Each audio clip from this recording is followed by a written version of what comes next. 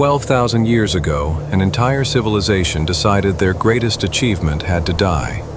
They didn't burn it, and they didn't knock it down. Instead, they buried it alive.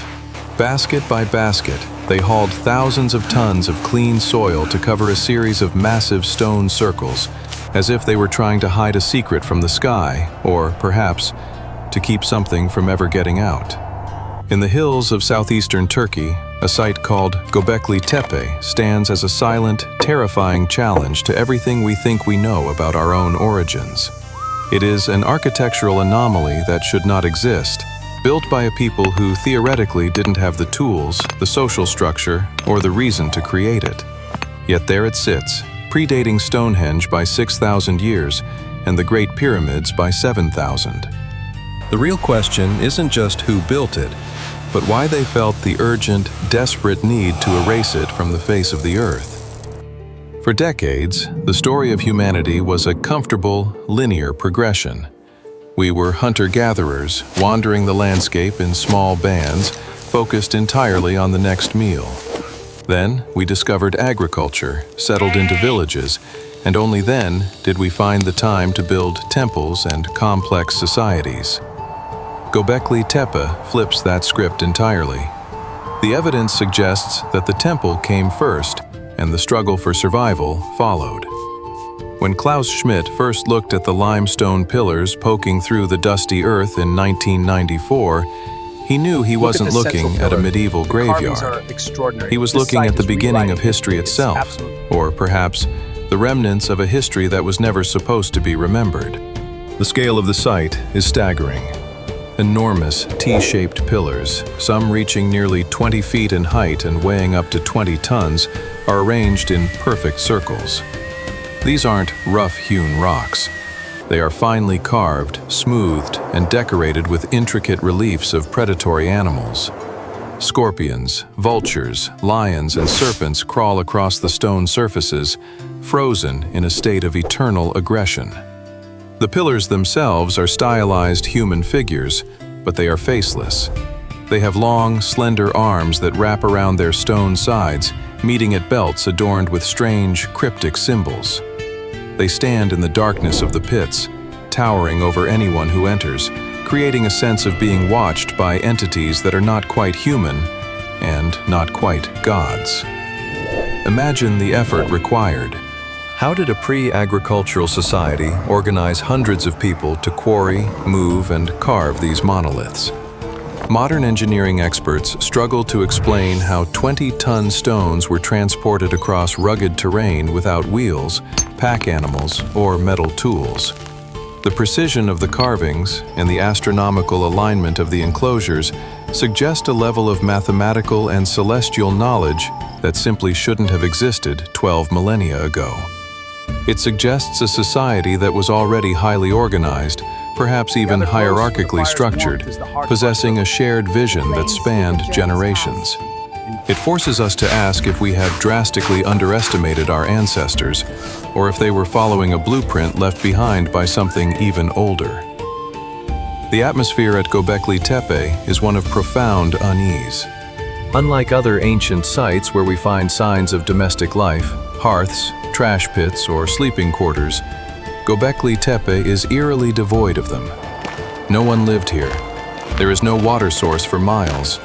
It was a destination for some dark or sacred purpose. The carvings of headless men and scavengers suggest a preoccupation with death and the transition of the soul. Some researchers whisper about sky burials, where the dead were left for vultures to carry their essence into the heavens. But the imagery goes beyond simple funerary rites. There is a sense of warning etched into the stone, a frantic attempt to communicate something vital to a future they knew was coming. One of the most controversial theories regarding the site involves the vulture stone, a pillar covered in astronomical symbols that some believe records a catastrophic event. Scientists have noted that the symbols may correspond to constellations as they appeared 12,000 years ago. If this hypothesis holds weight, the pillar could be a memorial to a fragmented comet that struck the Earth, triggering the Younger Dryas, a period of sudden extreme cooling that wiped out megafauna and nearly pushed humanity to the brink of extinction. If Gobekli Tepe was built in the shadow of such a disaster, the site takes on a much darker tone. It wasn't just a temple, it was a laboratory of survival, a place where survivors tried to make sense of a world that had literally fallen from the sky. But the most disturbing aspect of Gobekli Tepe isn't its birth, it's its funeral.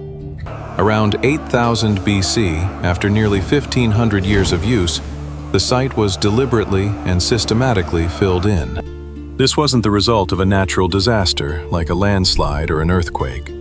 The soil used to cover the pillars was uniform and contained debris that indicated it was moved there by human hands. They didn't just walk away and let the wind take it. They spent months, perhaps years, burying their greatest achievement under a mountain of dirt. Why would a culture work so hard to hide its most sacred ground? Perhaps they were hiding the site from an invading force, intending to return and uncover it later. But they never did. Or perhaps the knowledge contained within those stone circles had become dangerous. There is a chilling possibility that whatever rituals were performed there, whatever truths were uncovered, they eventually became too much for the people to bear. In many ancient traditions, when a place becomes tainted or too powerful, it is ritually killed and buried to neutralize its influence. By covering the faceless pillars, were they trying to silence the voices of the entities they had summoned? Were they trying to bury a warning that they realized no one would want to hear? Visualize the scene of the burial. It wouldn't have been a celebration. It would have been a somber, frantic labor. Imagine hundreds of people moving in a rhythmic, silent procession, dumping baskets of earth over the carved lions and scorpions. The dust would have filled the air, coating their skin as they watched the faceless giants slowly disappear from view. They were intentionally inducing amnesia. They were saying goodbye to a god, or perhaps sealing a prison. As the last pillar was covered, the landscape would have looked like nothing more than a natural, rounded hill. The secrets were safe. The sky could no longer see what they had done. As we look at the strange symbols carved into the pillars, symbols that appear inexplicably in other ancient cultures across the globe, we are forced to confront the idea of a lost legacy. There is a haunting similarity between the carvings at Gobekli Tepe and those found in ancient Sumer, Egypt, and even Mesoamerica. This has led to the hypothesis that Gobekli Tepe was a sort of knowledge hub, a place where the remnants of an advanced culture attempted to restart humanity after a global cataclysm. If they were trying to pass down the secrets of agriculture, architecture, and mathematics, then Gobekli Tepe represents the most important school in human history, one that eventually decided its lessons were better left forgotten. The site is only about 5% excavated. Under the surrounding hills, ground-penetrating radar has revealed at least 20 more enclosures still waiting in the dark. We are only scratching the surface of a mystery that spans the entire globe. Every time a new pillar is unearthed, the timeline of human history shifts further back into the shadows. We are finding that our ancestors weren't just primitive hunters, they were observers of the stars and masters of stone. The shadows cast by the T-shaped pillars seem to grow longer the more we study them, reaching out from the Ice Age to touch our modern world. What if the burial of Gobekli Tepe was a message in a bottle, intended for a civilization far in the future? By encasing the site in soil, they protected it from the elements, ensuring that it would survive for thousands of years. They may have known that their era was ending, and that the only way to save their history was to hide it. If that is the case, we have to ask ourselves if we are ready for what we are finding. When we finally uncover the remaining 95% of the site, will we find a message of hope? Or will we find the same warning that drove those ancient people to bury their world in the first place? The animals carved into the stone seem to watch the archaeologists with a predatory intensity. The scorpions and spiders are positioned as if guarding the entrances to the pits. It creates a psychological barrier, a sense of "do not enter." In the modern era, we tend to view the past through a lens of progress, assuming we are smarter and more capable than those who came before. But standing in the center of the site, surrounded by limestone giants that have been waiting in total darkness for 10 millennia, that arrogance fades. You begin to feel that we are the children, and they were the ones who saw the true face of the world, a face so terrifying that they chose to cover it with earth and walk away into the silence of history. As the sun sets over the Anatolian plains, the shadows of the mounds at Gobekli Tepe remind us that our grasp on history is fragile. We are built on the ruins of people we don't remember, who spoke languages we can't understand, and who feared things we have forgotten to be afraid of. The site remains a puzzle with missing pieces, a dark thriller written in stone that ends on a cliffhanger. We are currently living in the sequel to their story, and the ground beneath our feet is filled with the secrets they tried to keep. Whether Gobekli Tepe was a temple, an observatory, or a prison for ancient ideas, its deliberate burial remains the most significant act of the prehistoric world. It is a silent scream from the past, echoing through the ages, waiting for someone to finally understand the warning. There are no written records from this time, only the silent testimony of the pillars. Some scholars suggest that the transition from hunting to farming wasn't a choice made out of convenience, but a desperate adaptation to a changing climate. If the site was buried at the same time agriculture began to dominate, it could represent the death of the old way of life. The hunter-gatherers may have buried their gods because those gods could no longer provide for them in a world that had grown cold and harsh.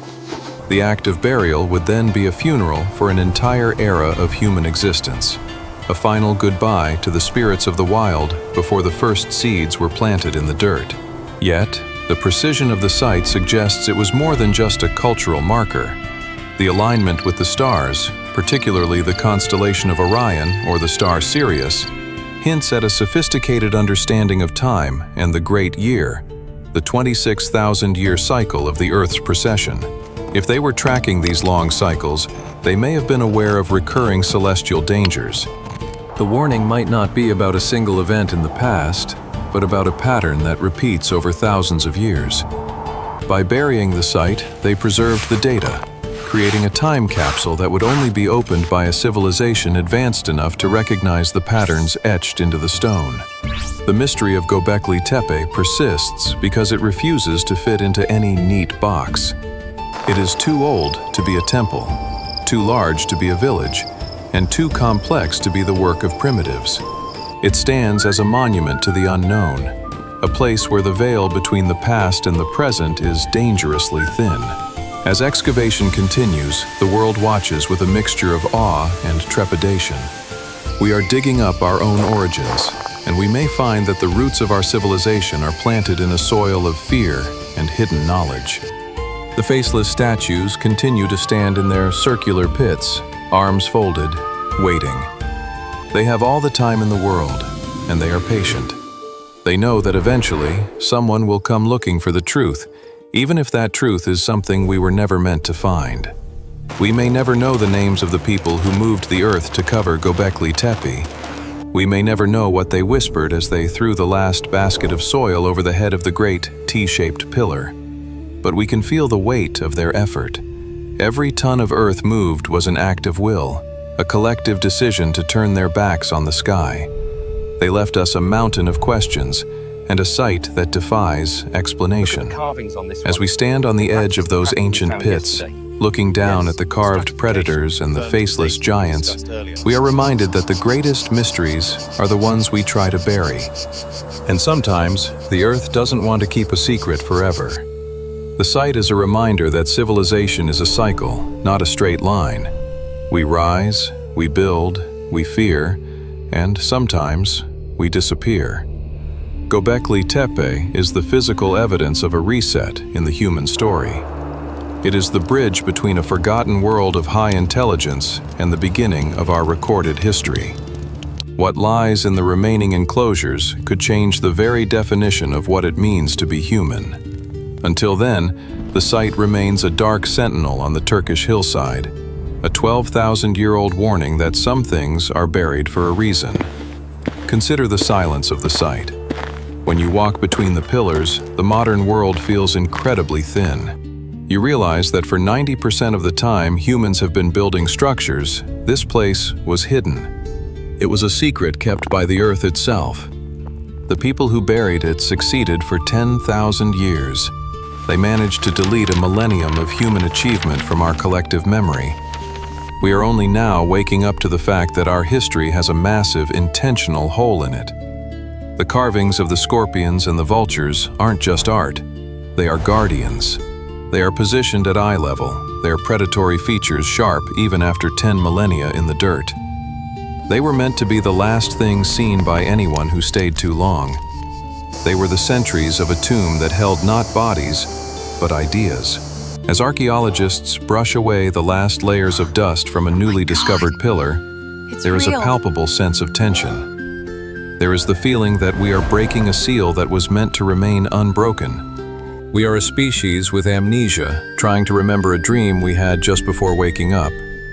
Gobekli Tepe is the physical remnant of that dream. It is a structure built with a level of sophistication that shouldn't have existed, used for a purpose we can only guess at, and buried with a ferocity that suggests terror. As the wind blows across the Anatolian plateau, whistling through the empty enclosures, it carries a warning from 12,000 years ago. It tells us that progress is not guaranteed, that the sky is not always friendly, and that sometimes the only way to survive the truth is to bury it deep enough that no one will ever find it. But we have found it, and now we have to live with what we've uncovered. The final irony of Gobekli Tepe is that by burying the site to hide it, the ancients ensured its perfect preservation. If they had left it standing, the wind and rain would have scrubbed the carvings flat within a few centuries. By filling the pits with soil, they created a vacuum-sealed archive. Whether this was an accident of history or a calculated move to send a message across time is the ultimate mystery.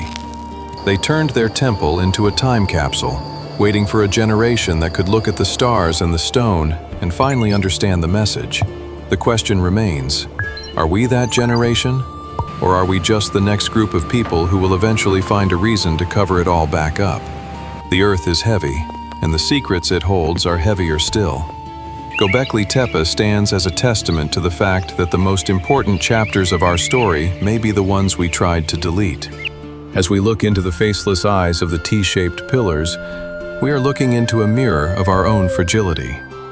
We are reminded that we are not the first, and we may not be the last, to build wonders in the dark and then pray for the earth to swallow them whole. The shadows of the pillars are reaching out, and the silence of the mounds is beginning to speak. We are finally starting to remember what they wanted us to forget.